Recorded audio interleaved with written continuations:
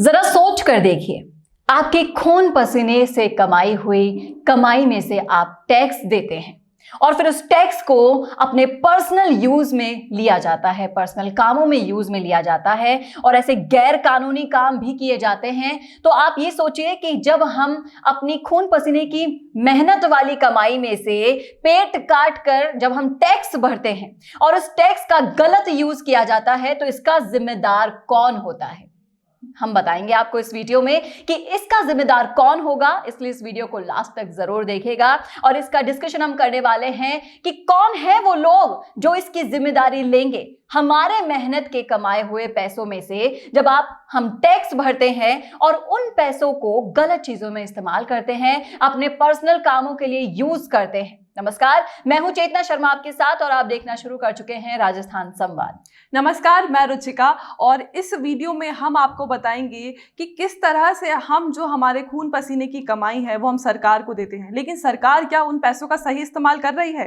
देखिए, जरा सोच के देखिए कि हम गाड़ी में सफर कर रहे होते हैं, हमारे पास में अगर एक भिखारी भी आके पैसे मांगता है तो हमारे दिमाग में ये आता है कि कहीं हम इसको पैसे दें और ये गलत जगह इसका इस्तेमाल तो ना नहीं कर रहा हो। यहां पर भी हम अगर सोच समझकर पैसा देते हैं तो आप ये सोचिए कि जब हम अपनी कमाई में से टैक्स भरते हैं तो आप कैसा लगेगा आपको ये जानकर कि उस पैसे का इस्तेमाल हो रहा है किसी पार्टी के मुखिया के स्वागत के लिए। लाखों करोड़ों रुपए खर्च कर दिया जाता है सिर्फ छोटी छोटी बातों पर। आप ध्यान नहीं रख सकते कि जहां से ये पैसा आ रहा है वो कितनी मुश्किल से आ रहा होगा। हम लोग मेहनत की कमाई को आपको टैक्स देते हैं तो आपका भी फर्ज ये बनता है, सरकार का भी फर्ज ये बनता है कि उसका जो विकास में योगदान होना चाहिए। बिल्कुल, हमको ये भी नहीं पता होता कि हम लोगों ने कितने पैसे दे दिए हैं टैक्स के जरिए और इनका क्या रिकॉर्ड है, कहाँ पे क्या कॉन्ट्रैक्ट साइन हुआ है, क्या नहीं हुआ है, ये रिकॉर्ड भी तो हमारे पास में नहीं है। जी बिल्कुल, और कुछ भी हमें पता नहीं होता, हमें सिर्फ बोल दिया जाता है टैक्स भर दो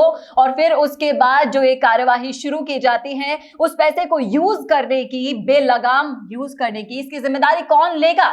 हम बताएंगे आपको। नीचे डिस्क्रिप्शन में पिटीशन का एक ड्राफ्ट दिया गया है, एक बिल दिया गया है, इसे पढ़िए तो आपको अपने आप मालूम हो जाएगा कि आपको अब जिम्मेदार होना होगा और अब इन गैर जिम्मेदाराना हरकतों के खिलाफ अपनी आवाज को बुलंद करना होगा, लोगों को जागरूक करना होगा, गांव गांव ढानी ढानी जाकर लोगों तक ये बिल पहुंचाना होगा। क्योंकि अगर ये बिल टेबल हो गया ना रुचिका, तो यहां पर इन सब चीजों पर लगाम कसने वाली है।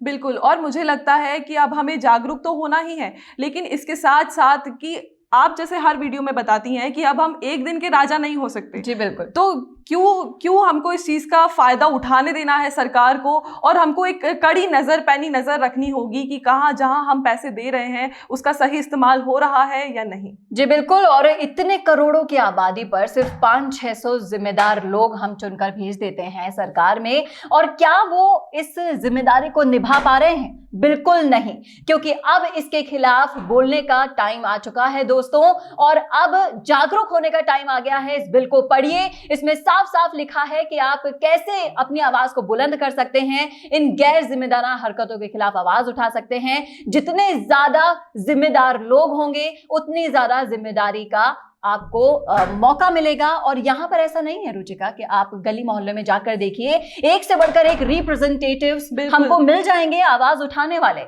बस मौका है उन्हें देने का और मौका है सही चुनने का। मुझे लगता है कि हम लोग सही चुन भी नहीं पाते हैं, क्योंकि जो इसका जो चुनाव होता है, जब चुनाव आते हैं तब हम देख पाते हैं कि हाँ अभी उन्नति हो रही है, देश प्रगति कर रहा है, लेकिन बाकी जो टाइम होता है वहां पर हमें कोई विकास देखने को नहीं मिलता है। जी बिल्कुल, और चुनाव के टाइम तो आप ये देखिए कि नेता हाथ जोड़कर आपके घर की दहलीज पर खड़े हुए दिखाई देंगे, लेकिन बाकी 5 साल वो कहाँ चंपट हो जाते हैं पता नहीं चलता। सिर्फ अपने रिश्तेदारों का, अपने दोस्तों का घर भरने में लगे रहते हैं। इसके खिलाफ जवाबदेही किसकी होगी?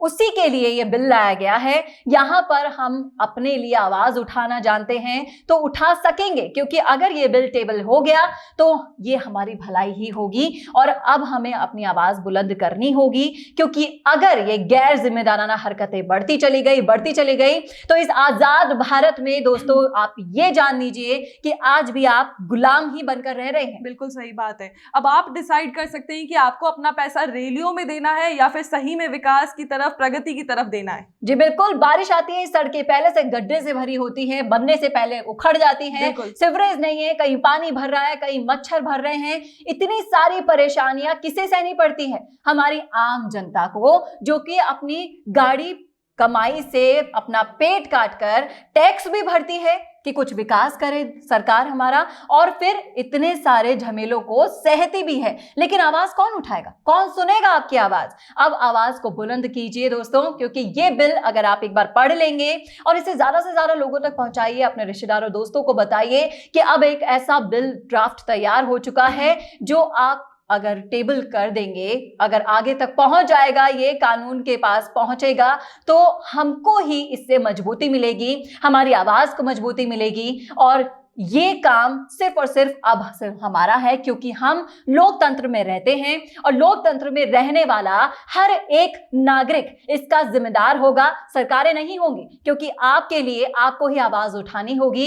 और इस आवाज को उठाने के लिए हम हैं आपके साथ। अगर आपके पास कोई सुझाव है, कोई राय है, तो आप हमें कमेंट बॉक्स में लिखकर भेजिए। अगर वो पसंद आया तो हम इसे आगे जरूर बढ़ाएंगे, और इस बिल को जरूर पढ़िएगा, समझिएगा, और इस पर आपका कोई सुझाव, कमेंट हो, कुछ भी हो, आपके में जो भी चल रहा हो, जरूर लिख दीजिएगा कमेंट बॉक्स में। और ऐसे ही और वीडियोस के लिए देखते रहिएगा राजस्थान संवाद। नमस्कार।